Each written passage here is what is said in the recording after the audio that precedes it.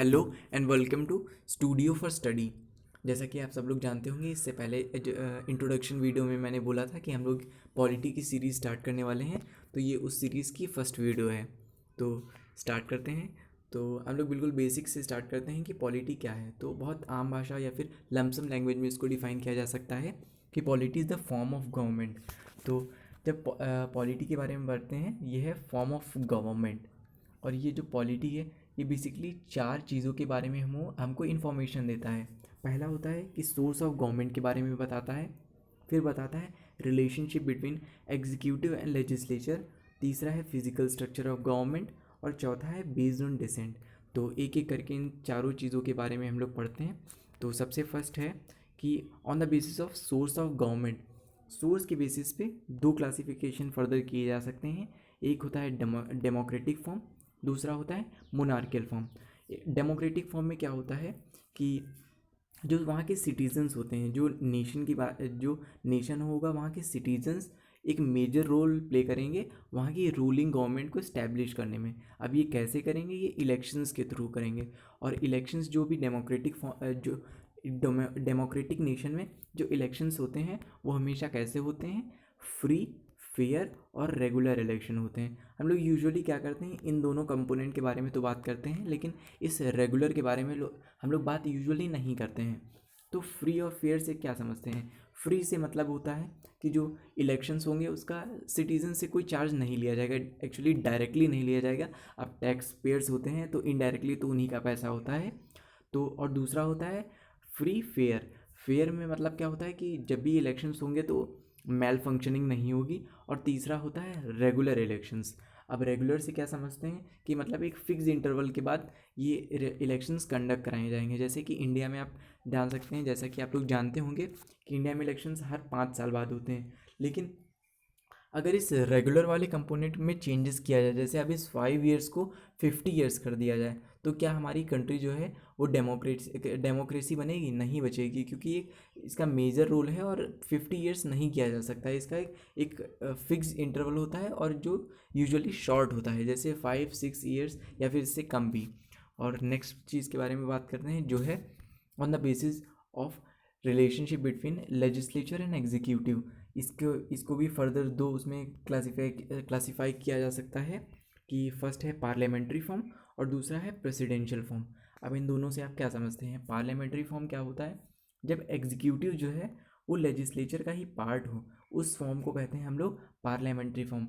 अब इसमें पार्ट है तो इसके कुछ और भी वो होंगे कि एग्जीक्यूटिव की जो फंक्शनिंग होगी वो कहीं ना कहीं लेजिस्लेचर से इन्फ्लुएंस होके होगी।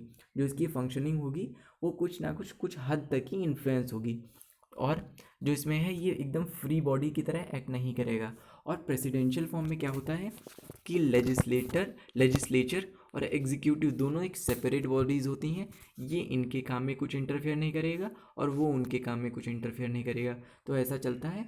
और ये इसमें अब कहा जा सकता है कि पार्लियामेंट्री फॉर्म में जो होता है, सबसे ज़्यादा जो पावर्स होती हैं वो पीएम के पास वेस्टेड होती हैं। पीएम जो होता है वो सबसे ज़्यादा पावरफुल होता है। अब पावरफुल से ये मतलब नहीं समझिएगा कि यही हेड ऑफ स्टेट होता है। जो नॉमिनल हेड होता है वो तो हमारा प्रेसिडेंट होता है, लेकिन सबसे ज़्यादा पावर्स जो हैं वो पीएम के पास होती हैं। और इसमें प्रेसिडेंशियल फॉर्म में सबसे ज़्यादा पावर्स आप प्रेसिडेंट के पास होती हैं। नेक्स्ट कंपोनेंट के बारे में बात करते हैं कि on the basis of physical structure of government. अब फिजिकल स्ट्रक्चर में यहाँ आप क्या समझते हैं? फिजिकल स्ट्रक्चर का यहाँ पर सीधा सीधा ये मतलब होता है कि जो रूलिंग गवर्नमेंट है या फिर जो उस नेशन की गवर्नमेंट है वो अपनी पावर्स किस हद तक की डिसेंट्रलाइज करती है। तो अगर वो अपनी पावर्स को डिसेंट्रलाइज करती है तो वो फेडरल फॉर्म होता है। और अगर वो पावर्स को डिसेंट्रलाइज नहीं करती है तो वो हमारा यूनिटरी फॉर्म होता है। तो जो फेडरल फॉर्म में होता है उसमें पावर्स डिसेंट्रलाइज होती हैं, जैसे कुछ पावर सेंटर्स के पास होती हैं, कुछ स्टेट के पास होती हैं, और अगर वो चाहें तो ये फर्दर डिसेंट्रलाइजेशन कर सकते हैं लोकल लेवल पे। तो यहाँ पर आप एक चेन देखते हैं कि जो पावर्स का डिसेंट्रलाइजेशन होता है, वहीं पर आप क्या देख सकते हैं, यूनिटरी फॉर्म में ये एब्सेंट होता है। जो मतलब एब्सेंट होता है होने से ये मतलब है कि जितनी भी पावर्स हैं वो सेंटर में वेस्टेड होंगी, सारी पावर्स सेंटर्स के पास होंगी और इसका भी एक रीज़न है कि क्यों ये यहाँ पर डिसेंट्रलाइज है और यहाँ पर डिसेंट्रलाइज नहीं है। ये जो फेडरल फॉर्म होता है ये यूजुअली उन कंट्रीज़ में होता है जो कंट्रीज़ जिनका एरिया बहुत बड़ा होता है, कि मतलब बहुत बड़ी कंट्रीज़ होती हैं, और यूनिटरी फॉर्म बहुत छोटा होता है, मतलब जो यूनिटरी फॉर्म छोटी कंट्रीज़ में होता है।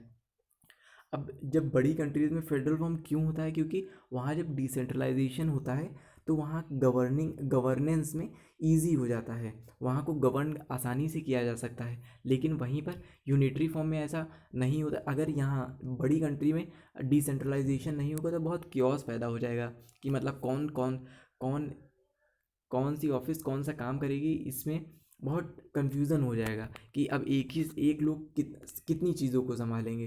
तो इसमें फेडरल फॉर्म में इसलिए डिसेंट्रलाइजेशन हो जाता है। और वहीं यूनिटरी फॉर्म जब एक छोटी कंट्री होगी तो एक ही लोग, मतलब एक ही सेंटर काफ़ी चीज़ों को हैंडल कर सकता है। और उसके बाद हम लोग बात करेंगे on the basis of descent in the public office. मतलब जो पब्लिक ऑफिस होगी उसमें डिसेंट के बेसिस पे दो क्लासिफिकेशन किए जा सकते हैं, रिपब्लिकन एंड मोनार्कियल फॉर्म।